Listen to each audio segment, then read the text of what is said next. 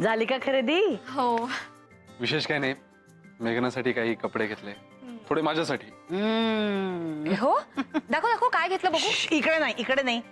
तुमच्या खोलीत जाग आणि दाखव तिला काय ते. इथे पसारा मांडायचा नाही. आत्ता अमित आणि नाना येतील, त्यांच्यासमोर गोंधळ घालायचं सगळा. वा चल. बरं जाऊ दे चल तुझ्याच रूम मध्ये बघू. चल चल चल मग? लवकर. आणि काय काय आणले ग? हे अर्चू, काय ऐक ना, ह्या पण बॅग्स घेऊन जा प्लीज प्लीज प्लीज प्लीज. नाही ग, काय एवढं. सतत मलाच काम सांग. अगं त्याचे पण कपडे बघ ना, काम मला काय. नाही बघायचे. चल चल ग.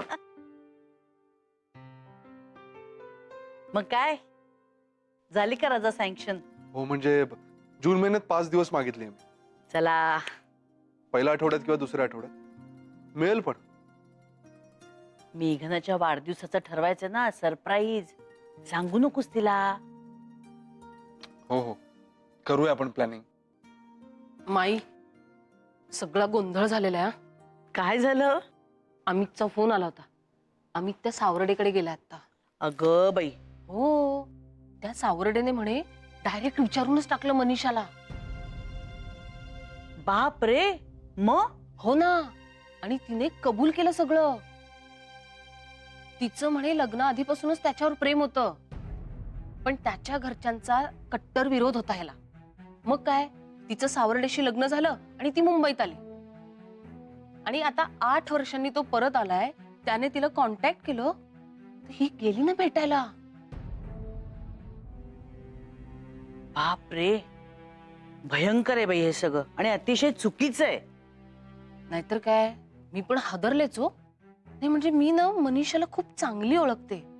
ती की नाही अशी फ्लर्ट वगैरे मुलगी नाहीये. पण ऐकून ना धक्काच बसला मला. असं कसं वागली असेल ती. पण काय करणार ना, शेवटी पहिलं प्रेम ते पहिलं प्रेम. नाही विसरू शकत कोणी.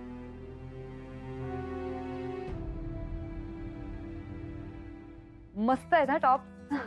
आणि स्कर्ट तर म्हणजे एकदमच मस्त आहे. म्हणजे तुझ्या नेहमीच्या पॅटर्न पेक्षा एकदम वेगळे. थँक्यू. वाव.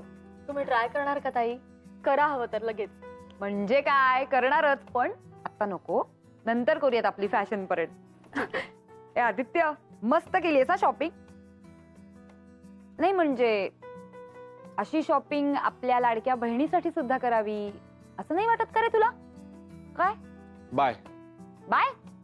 ठीक आहे, मग मी हे तुझे कपडे घेऊन अर्चू. कसा घाबरला एक मुलगा. ठीक आहे ठीक आहे, नाही घेऊन जात तुझ्या बायकोचे कपडे. हे पण तुम्ही मस्त जाऊन या, आणि आलात ना की मग आपण गँगनी शॉपिंग करायला जाऊ. मी, सतीश, तू, मेघना, अमित दादा, विजया. चालेल? हो नक्की जाऊया. बर. बघितलंस, महत्वाचं बोलायचंच राहून गेलं. ही मेघना, तुझ्याकडे काहीतरी एक अशी मस्त सॉलिड नक्षी बिक्षीवाला एक ज्वेलरी बॉक्स आहे ना? दाखव ना मला. विजया सांगत होती. नाही म्हणजे विजयाला अमित दादाने सांगितलं म्हणून तिला कळलं. दाखव ना. ऍक्च्युली मला सुद्धा घ्यायचं आहे. यार चोग काहीतरीच काय. हे आता नका ना करू पसारा, मी जाम दमलो यार. अरे पसारा काय त्यात, इतकं काय? हे दाखव ना. नाही उठ ना. नको म्हटलं ना मी तुला. अरे 5 मिनिटाचं काम आहे, तू दाखव. प्लीज अर्चू.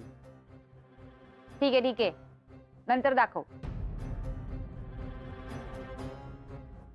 ऐक मेघना, मी काय म्हणतेय, आदित्य नसतानाच मी येते, चालेल? तेव्हा दाखव. हो हो चालेल. बरं, आता दोघांनी हळूहळू जरा आवरून घ्या. स्वतः मी तुमच्या सोबत जेवायला आहे. ओके, चला लवकर आवरा.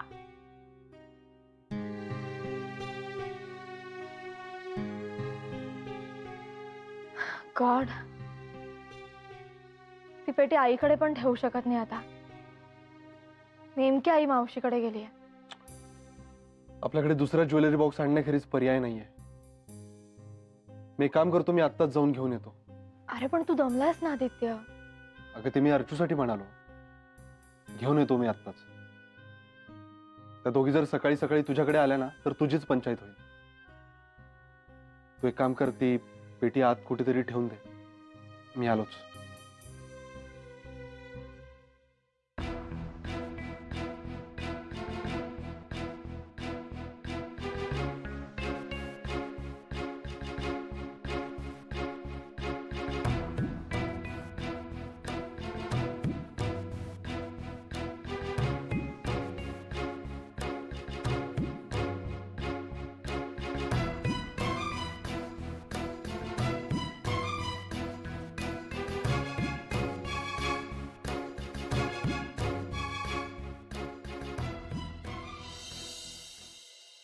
हे काय धाकटी युवराज कुठे आहेत? तो जरा बाहेर गेलाय ना. हा, बाहेर गेलाय म्हणजे आता ते मला ना की थकून आलोय, उद्या बघू. मग इतक्या घाईघाईने कुठे गेला? अहो ते आम्ही शॉपिंगला गेलो होतो ना, त्यातलं काहीतरी राहिलं ते आणायला गेलाय. ते काय उद्या मिळालं असतं. आत्ता कशाला गेलं तडमडत? अहो नाना काहीतरी खास असेल काय? जेवायच्या वेळेपर्यंत ये म्हणावं. नाही म्हणजे आपण उठेस तर यायला पाहिजे ना. रात्रीच आपण सगळे एकत्र बसतो जेवायला. दिवसभर आहेतच सगळे डबा बाटला घेऊन फिरत. हो ना, गावोगावी पाण्याचा मात्र दुष्काळ आहे, पण बाटली बंद पाण्याचा मात्र सुकाळ. मग हे पाणी कुठून स्वर्गातून येतं का कोणाच ठाऊक? घोटाळ्यातून नाना, स्वर्गातून नाही. कसला स्वर्ग आणि कसला नरक, कसलं पाप आणि पुण्य, काही कशाला अर्थच राहिलेला नाही. अरे पापपुण्यावरनं आठवलं, अमित दादा तुझ्या त्या सावर्ड्याचं काय झालं रे? बुडत्याचा पाय खोलात असं म्हणतात ना, तशी अवस्था आहे त्याची. त्याच्या बायकोसाठी इतका हतबल झाला ना तो, की आता फक्त लोटांगण घालायचं बाकी आहे की तू परत ये. परत ये? अरे पण ती त्याच्याच सोबत राहते ना. अगं त्याच्याबरोबर राहतीच आहे ती. परत ये म्हणजे की तू त्या माणसाकडे जाऊ नकोस. अरे देवा, हो ना, म्हणजे त्याच्या इगोला इतका धक्का बसलाय ना, बॅलन्स हरवून बसलाय. आणि बॅलन्स हरवलेली माणसं कुठल्याही थराला जाऊ शकतात. शे, वाईट आहे रे पण हे सगळं. अरे ज्या बाईनी त्याची कधीच पर्वा केली नाही ती आता लोटांगण घालून जवळ येईल का दूर जाईल? पण मुळात म्हणजे अशा बाईविषयी त्याच्या मनात प्रेम शिल्लकच कसं राहिलं? असं नाहीये अगं अर्चू, आपण ना इथे बसून निवाडा नाही करू शकत. कदाचित सावर्डेला वाटत असेल ना की तो तिचं नुकसानच करेल म्हणून, आणि त्याचं प्रेम आहे ना तिच्यावर. हे बघ, तो कदाचित तिला सांभाळण्याचा प्रयत्न करत असेल. आणि मुलं,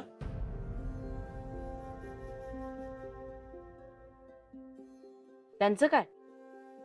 त्यांच्यासाठी खचला असेल ना त्याचा जीव. त्यांच्यासाठीच विनवण्या करतच राहता, रागलोभ विसरून, नाही का? अगं पण अशा जुलमाच्या रामरामाला काय अर्थ आहे संजीवनी? आणि आता जरी ती थांबली ना तरी ते प्रेम नाही, ती दयाच, उपकारच.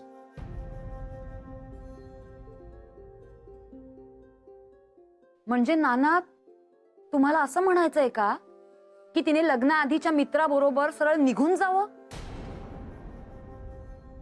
हा, एकदा काय तो त्रास होईल, पण फसवणुकीपेक्षा 100% चांगलं.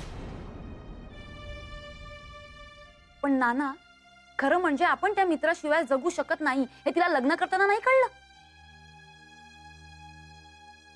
इतकी वर्ष न बोलता तिने फसवलंच ना त्याला. नाही म्हणजे प्रत्यक्षरित्या तो तिच्या आयुष्यात नसेलही, पण मनात होता की नाही? मग ही फसवणूक सगळ्यात जास्त भयंकर नाहीये? आणि आता इतक्या वर्षांचा संसार मोडायचा, मुलांना टाकायचं? माझ्या मते तर तिने दोघांचीही फसवणूक केली, नवऱ्याचीही आणि प्रेमाची.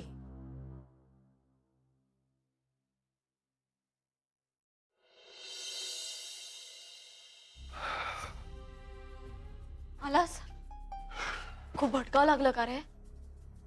मला तर इतकं टेन्शन आलं होतं ना, सगळे विचारत होते ना. ओ गॉड. मग काय सांगितलंस तू?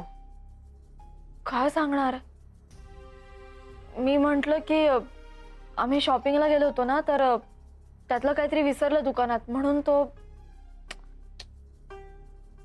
अरे यार. शा. एक खोटं बोललं ना की ते लपवायला दुसरं खोटं बोलावंच लागतं.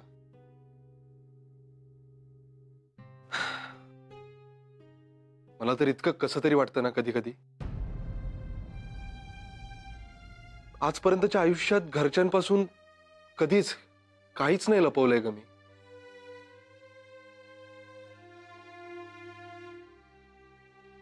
I know. पण आता जास्त दिवस नाही खोटं बोलावं लागणार तुला.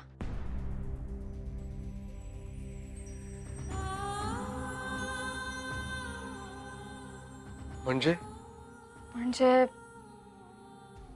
तू म्हणालास ना, निर्णयाचं वळण जवळ आलंय म्हणून. खरंय ते. तो क्षण खरंच जवळ आलाय.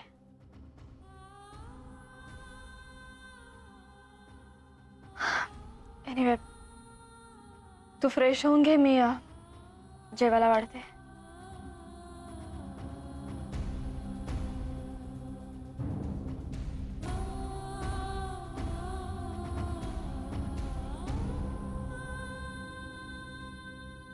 तिचा निर्णय झालाय का?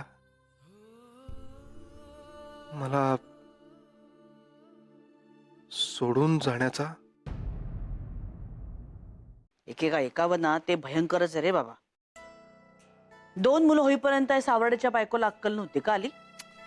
इतकी वर्ष संसार केल्यानंतर प्रियकराबरोबर जातेच कशी ही? अगं पण कशावरून ती त्या सावर्डे बरोबर सुखी होती? अहो, हा, आज सुखी हो उद्या सुखी हो या आशेवर संसार केला त्यांनी आजवर.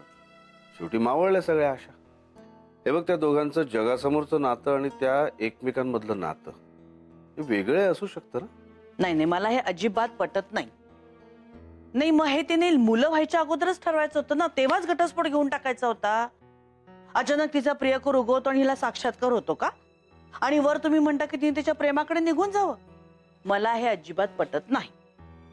अगं पण नेमक्या सगळ्या आशा मावळत असतानाच ही संधी तिच्या समोर आली. तर तिने तरी काय करावं? मन मारून संसार करावा? त्यापेक्षा तुकडा पाडावा आणि मोकळा श्वास घ्यावा.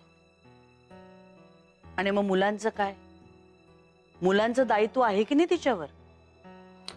मुलांसाठी जर तिने मन मारून संसार केला ना तर तो खोटेपणा होईल. आणि मुलांना खोटेपणा लगेच कळतो. जवळच्या नात्यामध्ये एक वेळ भावनेच्या आरी जाऊन हात उगारलेला चालतो, पण खोटेपणा खूप त्रासदायक ठरतो. पण आजवर मन मारून संसार केल्यामुळे तिच्यामध्ये एक प्रकारची अशी उपकार केल्याची भावना आली असणार.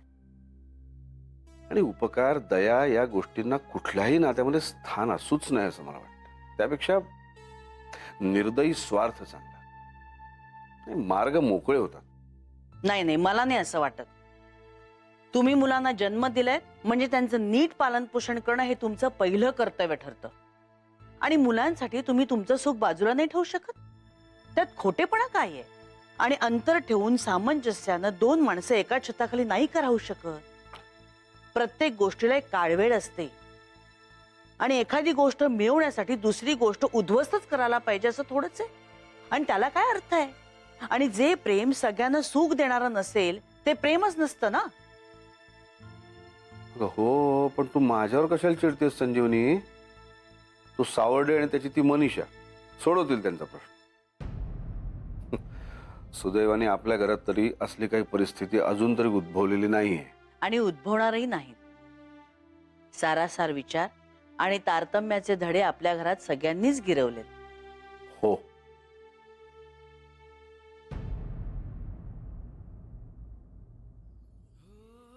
शेवटी पहिलं प्रेम ते पहिलं प्रेम. नाही विसरू शकत कोण.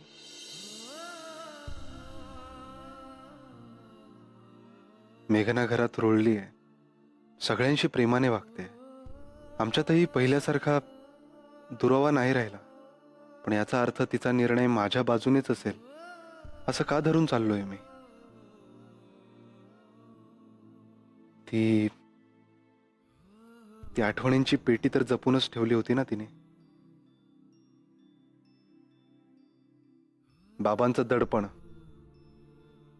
आणि लग्न यामुळे ती तेव्हा घाबरली होती, पण आता तिचं मन स्थिर झालंय. आता त्याच्याकडे जाण्याचा निर्णय घेण्याचं धाडस आलं असेल तिच्यात. पण मग 4 दिवस माझ्याबरोबर बाहेर यायला ती का तयार झाली? दया म्हणून? आता जरी ती थांबली ना तरी ते प्रेम नाही, ती दयाच, उपकारच. दया म्हणजे प्रेम नाही असं म्हणाले नाना. खरंच काय अर्थ असतो प्रेमाचा? अदूविषयी जे होतं ते प्रेम, की आदित्यविषयी जाणवू लागलंय ते प्रेम?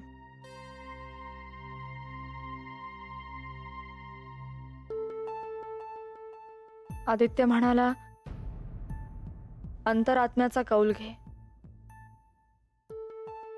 काय तो कौल? दया आणि प्रेम यांची सरमिसळ होते का माझ्या मनात?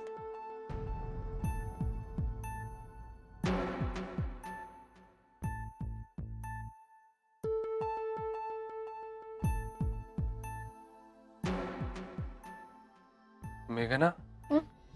काय ग? काय झालं? नाही, काही नाही. पाणी प्यायला उठले.